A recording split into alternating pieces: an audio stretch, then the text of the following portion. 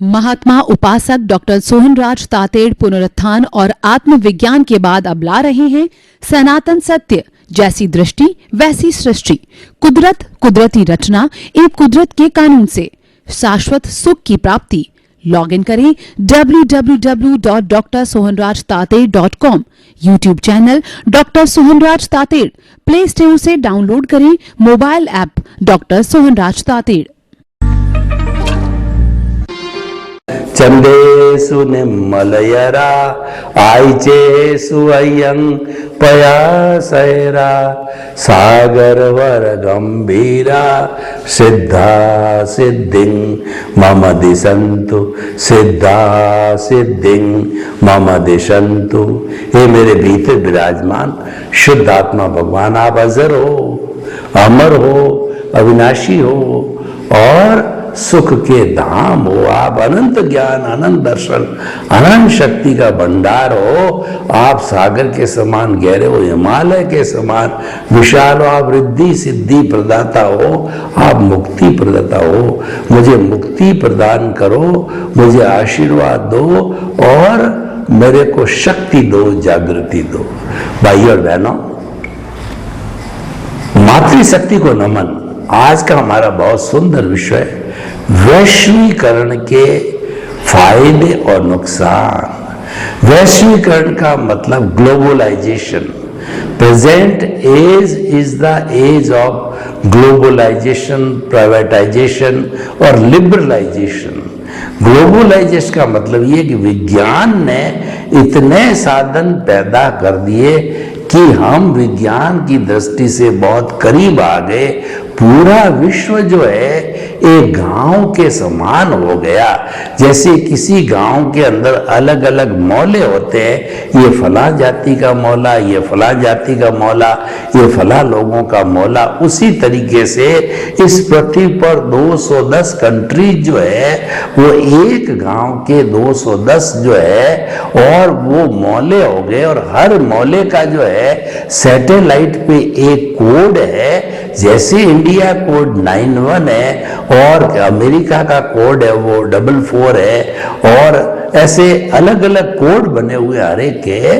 तो उस कोड को वो सैटेलाइट से मिला हुआ कोड है।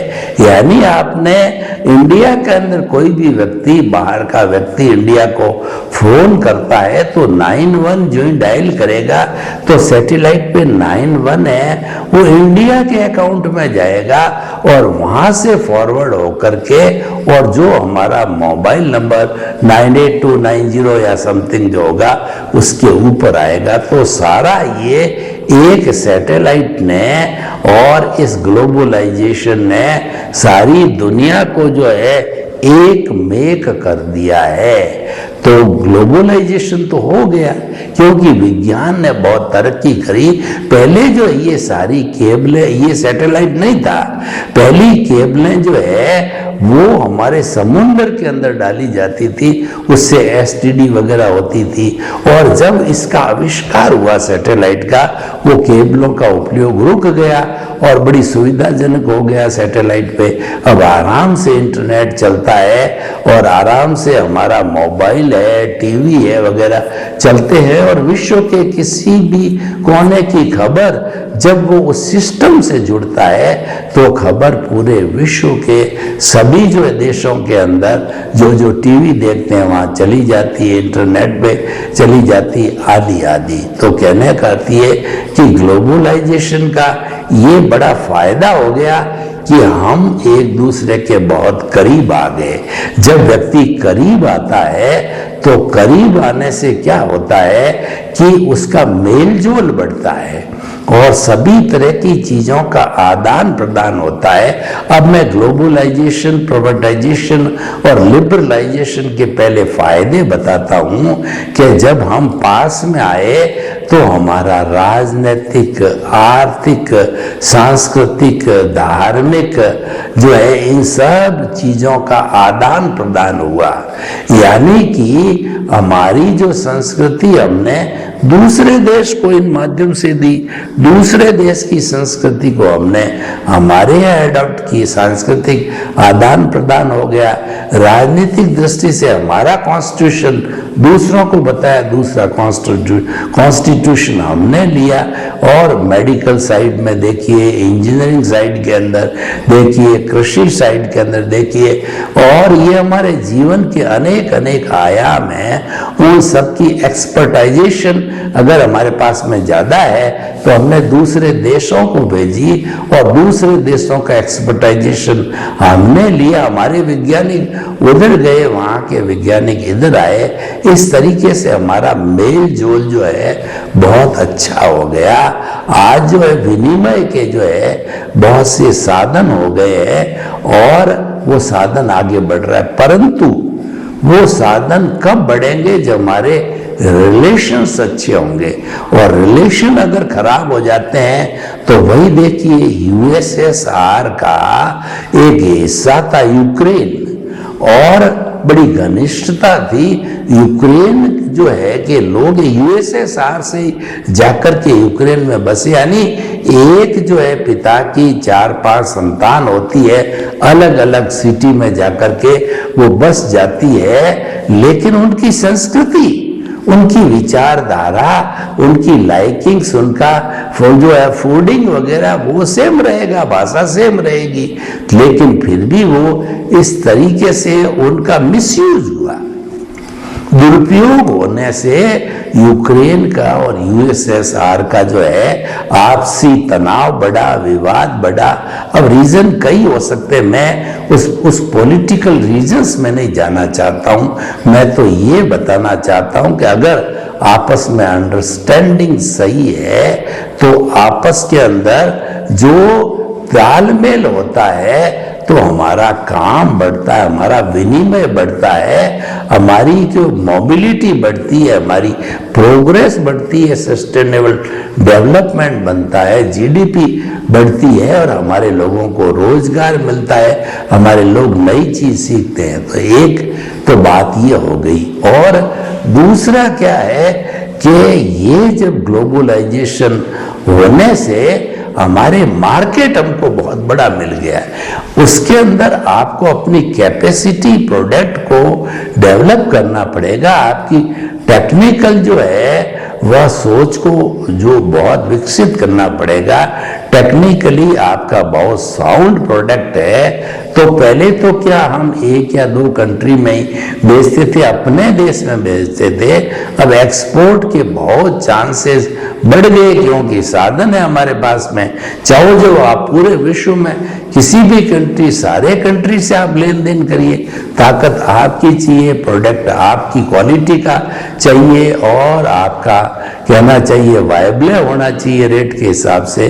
तो ये चांसेस जो ग्लोबलाइजेशन से बहुत बढ़ गए हैं। तीसरा जो ग्लोबलाइजेशन का जो कहना चाहिए जो फायदा ये है कि पहले जमाने के अंदर विश्व के कौन से हिस्से में क्या घटना घटित हो रही है हमको पता ही नहीं चलता था। ऐसी स्थिति आज से 50 साल पहले विज्ञान तरक्की नहीं कर पाया था, फोन भी नहीं थे और हमारे पास न सड़कें थी न वाहन थे। तो हम जो है हमारा 10 किलोमीटर 20 किलोमीटर भी अगर गांव दूर है तो पैदल चल के जाया करते थे, या जो है वो ऊंट गाड़े वगैरह पे, गाड़ियों पे जाते थे। तो वो बहुत ही कम जाना होता था और ज्यादा दूर होता था तो वहां जाने के अंदर कई महीने लग जाया करते थे। जैसे कि ऊंटों का काफिला जो है ये दुबई वगैरह जो गल्फ कंट्री से इंडिया में आता था तो कितना समय लगता था, और जहाज जाती थी एक से दूसरे देश में कितना समय बंदरगाह पे लगता था। तो मेरे कहने का अर्थ ये कि हमको ये पता ही नहीं रहता था कि हमारे 100 किलोमीटर गांव के अंदर क्या घटना घटित है, क्या हो रहा है, कोई दंगा हुआ, प्रेम हुआ, नई चीज हुई, कुछ उद्योग धंधा लगा, कोई तरक्की हुई, कुछ भी न्यूज हमको पता नहीं रहती। और आज देखिए ग्लोबलाइजेशन का पॉजिटिव विचार क्या है कि जो ही जो है आपको घटना घटित हुई और within no time, fraction of the time, it came on the media. तुरंत मीडिया पे वो आ जाती है, पूरे विश्व को जो उसकी जो कहना चाहिए कि वो जो है चैनल को खोलता है तो सबको मालूम पड़ जाती है, वो गूगल पे आ जाती है तो सब चीज़ सबको मालूम पड़ जाती है। बहुत बड़ा फायदा हो गया ग्लोबलाइजेशन से, बहुत बड़े फायदे हैं। रोजगार बढ़ा है व्यक्ति का, गूगल जैसी चीज़ें आ गई, नॉलेज बढ़ा है। हमारे जितने भी सोशल मीडिया है, फेसबुक है और जो कहना चाहिए ट्विटर है, ब्लॉगर है, इंस्टाग्राम है, ये सारे जो सोशल मीडिया भी आए जो कि हमको सोशली बनाते हैं, हम सोशली जुड़ गए। आज जूम पे देखिए विश्व के अंदर 10 कंट्रीज के लोग एक साथ बैठ करके अपनी बातों का वार्तालाप करते हैं और आराम से वो कर पाते हैं। ऐसा लगता है कि हम कॉन्फ्रेंस जो कर रहे हैं एक ही प्लेटफॉर्म पर बैठे बैठे अपनी बात को बोल रहे हैं, जबकि 10-10, 20-20 हजार किलोमीटर दूर के पे व्यक्ति बोल रहा है। यहाँ बैठे हम उसको पकड़ लेते हैं, जान लेते हैं जूम पे, गूगल मीट वगैरह पे जो भी साधन है। तो हम ये कहना चाहते हैं आपको कि ये सारे ग्लोबलाइजेशन के हमको फायदे हुए हैं और ग्लोबलाइजेशन से ऑनलाइन पे कोई भी चीज हमारे को आज आवश्यकता है, हमारे देश में, दूसरे देश में है, और अगर कोई भी चीज महंगी हो तो किफायत की हो तो हम दूसरे रेट्स तो दूसरे कंट्री से भी ले सकते हैं। कोई भी बड़ी मशीन हो तो दूसरे देश से लेकर के हम कंपैरेटिव स्टडी कर पाते हैं। कोई टेक्नोलॉजी है हम दूर से लेकर के वो प्राप्त कर सकते हैं। तो इस तरीके से ये ग्लोबलाइजेशन के फायदे हुए। अब ग्लोबलाइजेशन के नुकसान भी हम आपको बताते हैं कि कहने को तो हम करीब आ गए, हमारा वसुधैव कुटुंबकम पुराना था, इसी कॉन्सेप्ट पे वर्क करता था कि ये वन वर्ल्ड, वन स्काई और वन अर्थ और one God, one sun, one religion, that is the मानवता। ये हमारा वसुधैव कुटुंबकम की परिभाषा है। और प्रेम जो है वो सबसे बड़ा रसायन जो है उन सब चीजों की जड़ में था। जो मानव जीवन की जड़ का सिंचन होता था वो प्रेम के जो है कहना चाहिए पानी से सिंचन होता था, खाद से सिंचन होता था, लेकिन वो प्रेम गायब हो गया तो जड़ जीवित नहीं रही। अब ऊपरी पत्तों को आप सींचते रहो तो क्या है, जब जड़ जीवित नहीं है तो ऊपरी पत्ते ज्यादा लंबे समय तक जीवित नहीं रह सकते।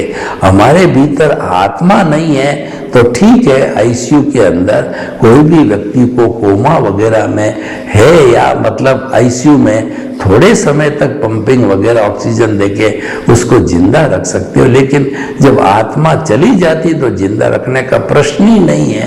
तो वो हमारी आत्मा का मेन जो सोर्स है, सूत्र है, वो प्रेम है। उस प्रेम का धागा आज टूटता जा रहा है। तो रहीमदास जी ने कहा कि रहीमन धागा प्रेम का और मत तोड़ो छिटकाए और टूटे फिर न मिले और मिले गांठ पड़ जाए। यानी जो हमारा प्रेम सबसे बड़ा रसायन है, उस प्रेम के अंदर कोई गांठ मत पड़ने दो। अगर वो गांठ पड़ जाती है तो कई गांठें होती है तो फिर वो जो धागा होता है वो ज्यादा उपयोगी नहीं होता। उस धागे को अगर सुई में डालोगे तो वो गांठ ऑब्स्टेकल करिए, गांठें हैं वो व्यक्ति को दूर ले जाती है। कहने को तो कहते हैं ग्लोबलाइजेशन से नजदीक आ गए, लेकिन जो है घर में बैठा हुआ व्यक्ति भी जो है व्यक्ति से दूर हो गया, बेटा बाप से दूर हो गया, पत्नी पति से दूर हो गई और बच्चे माँ बाप से दूर हो गए, क्योंकि प्रेम का जो सोर्स था, प्रेम का जो दरिया था वो सूखने लग गया। इसका कारण एक ग्लोबलाइजेशन भी है कि व्यक्ति क्या है, दूसरे जितने भी साधन हैं जैसे आज टीवी है, मोबाइल है और हमारा टैब है, इंटरनेट है, वो सारा ध्यान व्यक्ति का उन जड़ पदार्थों में चला गया। जबकि हम ग्लोबलाइजेशन नहीं था, हम चेतन लोग साथ हिलमिल करते थे। यानी कि हम एक व्यक्ति से मिलने के लिए उसके घर जाते थे, कभी वो हमारे यहाँ आता था, हिलना मिलना था, और दूसरा बातचीत करना ही सुख का कारण बताया जाता था कि बातचीत करने से हमारा प्रेम है और ज्यादा बढ़ता है। दूसरे एक दूसरे परिवार की हमको जानकारी भी मिलती है, तो बैठ करके बात करते आते थे लोग, जाते थे, वो सब आना जाना बंद हो गया। और अब तो ब्याह शादी में भी मात्र जो है फॉर्मेलिटी बच गई है। कुल कहने का अर्थ ये, ग्लोबलाइजेशन ने व्यक्ति को इतना व्यस्त बना दिया है कि वो परिवार के लिए, समाज के लिए और अपने लोगों के लिए समय नहीं दे पाता है और वह उनसे अलग हो गया। और कोरोना का पीरियड आया तो कोरोना ने खुद ने साल भर तक व्यक्ति को अपने घर के अंदर बंद रखा। तो व्यक्ति का भी ये मानसिकता होगी घर में बंद रहते रहते कि घर में ही रहना आराम से है, लोगों से क्या मिलना, क्या जाना, क्या फायदा, सब चीजें ऑनलाइन सिस्टम आ गया, पढ़ाई ऑनलाइन आ गई और कोई भी प्रोडक्ट खरीदना ऑनलाइन आ गया। और आज तो आप पूरा खाना ऑनलाइन आ रहा है। जीवन की ऐसी कौन सी चीज है जो ऑनलाइन पे नहीं आ रही है? जो भी हमारे साधन है, जो साधन है जीवन को सुख देने वाले, मान्यता वाला सुख, सुख तो वास्तव में बाहर की चीजों में है ही नहीं है और सुख तो एक काल्पनिक वस्तु है। सुख और दुख वास्तव में इसका कोई अस्तित्व नहीं है, क्योंकि इसका प्रवाह तो भीतर बैठा है, वो जो बहता है। तो ये जो है सारे नुकसान ग्लोबलाइजेशन के हुए हैं। और दूसरा ये देखिए कि जब हमारे जो एक से दूसरे देश के अंदर कोई भी आतंकवाद, लड़ाई झगड़ा, फायरिंग, टंटा, हत्या, इन चीजों की होती है और पूरे विश्व के अंदर वो चीज फैलती है, तो लोग गलत गलत चीजों से एनकरेज हो रहे हैं। आज हमारा ग्लोबलाइजेशन से मीडिया इतना सशक्त हुआ कि वहां 90% चीज लड़ाई की, झगड़े की, हिंसा की और जो है वो क्या है नेले पे देला मारने की, और वो छोटे बड़े को जो कैसे बोला जाता है, अब जो अभद्र व्यवहार करना, ये सारी बुराइयां आ गई। जबकि जो ऐसा नहीं होना चाहिए। तो ये जो बुराइयां ग्लोबलाइजेशन से आई है, उस ग्लोबलाइजेशन का कहना चाहिए कोई भी दोष नहीं है, दोष तो मनुष्य का है। क्योंकि ग्लोबलाइजेशन कौन लाया? लिबरलाइजेशन, प्राइवेटाइजेशन कौन लाया? इंसान लाया। और इंसान इसलिए लाया कि इंसान के पास में सब फैकल्टीज डेवलप्ड है, लेकिन जो ये गुण तो ठीक है, जो दोष पैदा हुए हैं, दोष के लिए रिस्पॉन्सिबल इंसान ही है। इंसान ने उसका दुरुपयोग किया। देखिए, किसी भी चीज का सदुपयोग होता है और कोई चीज लिमिट में होती है। Excess of everything is bad. कोई भी चीज की जो है एक्सेस होना वो बैड होता है। चाहे आपकी बुद्धि भी अतिरिक्त होती है, वो भी खराब है। पैसा भी बहुत ज्यादा होता है, वह भी खराब है। हर चीज जो है आवश्यकता से अधिक है वो खराब होती है। लिमिट में हर चीज सब अच्छी लगती है। तो हमने क्या है कि दुरुपयोग किया चीजों का। ग्लोबलाइजेशन के लिए हम लोभी बन गए, हमने धन को प्राथमिकता दी। मैं आपको एक बताना चाहता हूं कि एक सेंटर से एक व्रत खींचा जाता है। आज से जब विज्ञान ने ज्यादा तरक्की नहीं की तो सेंटर के अंदर वो गुण रहते थे, मूल्य रहते थे, गुणी व्यक्ति रहते थे, आचारवान रहते थे, आचारशील व्यक्ति रहते थे और राजनीति पर भी धर्म नीति चलती थी। देखिए, भगवान राम के समय का देखिए कि वहां पर जो है वशिष्ठ जो है गुरु है, उनका जो सीट ऊपर होती थी और दशरथ की सीट नीचे रहती थी। हर एक राजा के अपने अपने गुरु होते थे। गुरु के परामर्श के बिना कोई भी जो है पब्लिक का ऑर्डिनेंस कहिए, रूल कहिए, नहीं बनता। क्योंकि गुरु के पास ज्ञान होता है, गुरु परमार्थी होते हैं और गुरु भी सभी का हित चिंतन करते हैं, तो उनकी राय ली जाती थी। अब वो धर्म नीति तो गायब हो गई। अब राजनीति जो है वह स्वार्थों के घेरे में आ गई, वह जो है वो धन के लोभ के अंदर आ गई। तो सबसे ज्यादा जो आज नुकसान हुआ है इन 50 सालों में कि जो केंद्र के ऊपर जो गुणी और गुण रहते थे और परिधि के ऊपर हमारे जितने भी धन संपत्ति साधन सत्ता और ये पद प्रतिष्ठा रहती थी,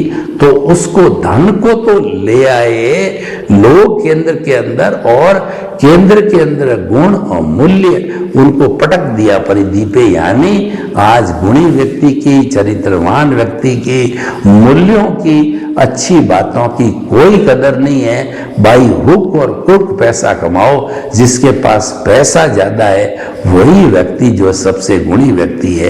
ये मूल में भूल हो गई है। ये ग्लोबलाइजेशन का बड़ा दुष्परिणाम है, और ये दुष्परिणाम लाने वाला मनुष्य है। हमें क्या करना है, आज के इस युग को देखते हुए हमें करेक्शन देना है। हमारा ग्लोबलाइजेशन की कोई गलती नहीं है, प्राइवेटाइजेशन लिबरलाइजेशन की कोई गलती नहीं है, लेकिन जो जो दोष आ गए हैं, इन दोषों के अंदर आप करेक्शन लीजिए। और अगर हम कोई भी दोष वाली चीज को करेक्ट करके और अच्छा बना देते हैं तो चीज अच्छी हो जाती है। और करेक्शन कौन देगा? करेक्शन भी तो मानव ही देगा। जैसे शिक्षा को देख लीजिए कि पुराने जमाने की गुरुकुल की जो शिक्षा होती थी, गुरुकुल की शिक्षा में मूल्य सिखाए जाते थे, विनय सिखाई जाती थी, और जो जीविकोपार्जन की बातें तो सिखाई जाती थी, लेकिन सबसे पहले मूल्यों की, विनय की, श्रम की, सम और श्रम। सम का मतलब समभाव रखना, श्रम का मतलब आपके जितने भी उपाधियां, क्रोध मान माया लोभ है, उसको दबा के रखना, और श्रम का मतलब व्यक्ति मेहनती होना चाहिए। तो ये पाठ जो है वो हमारी गुरुकुल प्रणाली के अंदर सिखाया जाता था। प्रकृति की गोद के अंदर हो, अपने सब काम अपने हाथ से करो, और अहंकार बिल्कुल नहीं करना है, और आपको संभाव रखना है, राग द्वेष को नियंत्रण के अंदर रखना है, और आपको जो कर्ता नहीं बनना है, लेकिन घमंड नहीं करना है। लेकिन जो इस ग्लोबलाइजेशन से सारे अवगुण हमारे भीतर आ गए, तो हम ये अगर करेक्शन दे देते हैं, जो जो कमियां आई, जो जो गलतियां आई है, उनको हम हटा देते हैं, तो हटा देंगे तो ये उपयोगी चीज हमारे पास होगी। एक चाकू है, उस चाकू का अगर सदुपयोग हम करें तो कितनी चीजों में उसको काम ले सकते हैं। सब्जी को काटने में, फ्रूट को काटने में, किसी रस्सी को काटने के अंदर, और हमारा कोई ढक्कन नहीं खुल रहा है तो उसको करने में, स्क्रू नहीं खुल रहा है तो उसकी तेज धार से चाकू से खोला।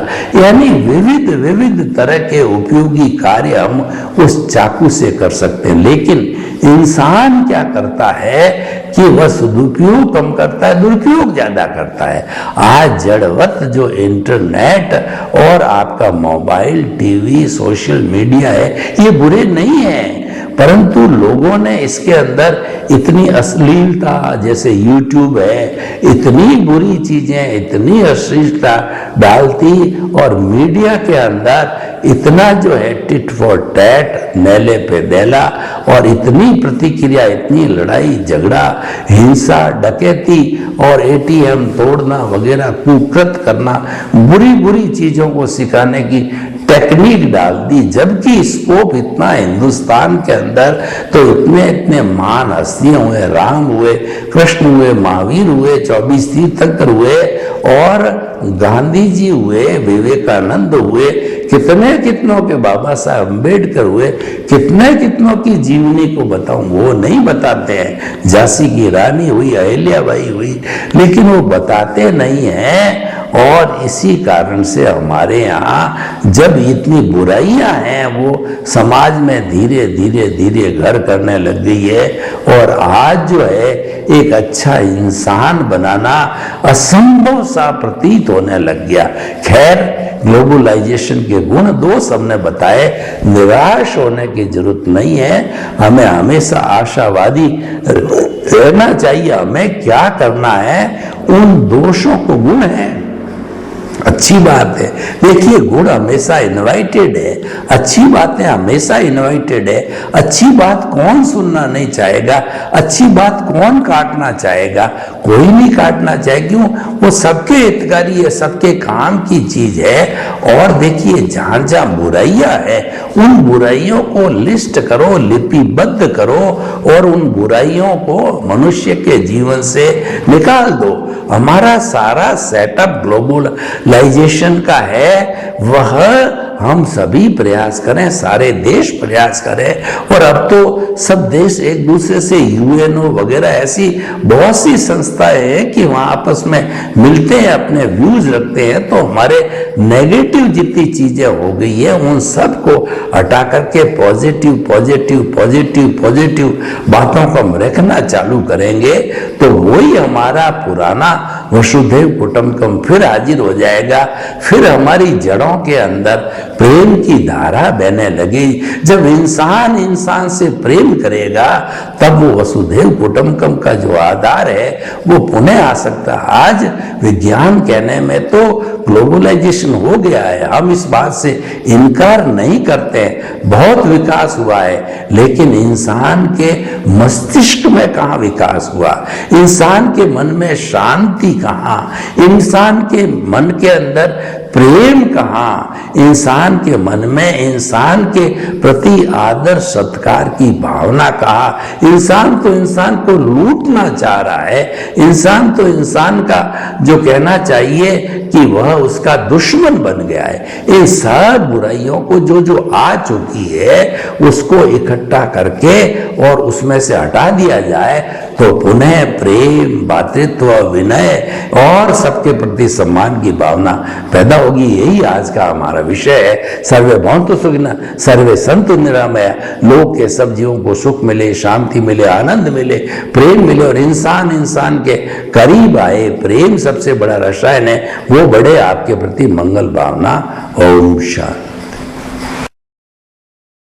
महात्मा उपासक डॉक्टर सोहनराज तातेड़ पुनरुत्थान और आत्मविज्ञान के बाद अब ला रहे हैं सनातन सत्य, जैसी दृष्टि वैसी सृष्टि, कुदरत, कुदरती रचना एवं कुदरत के कानून से शाश्वत सुख की प्राप्ति।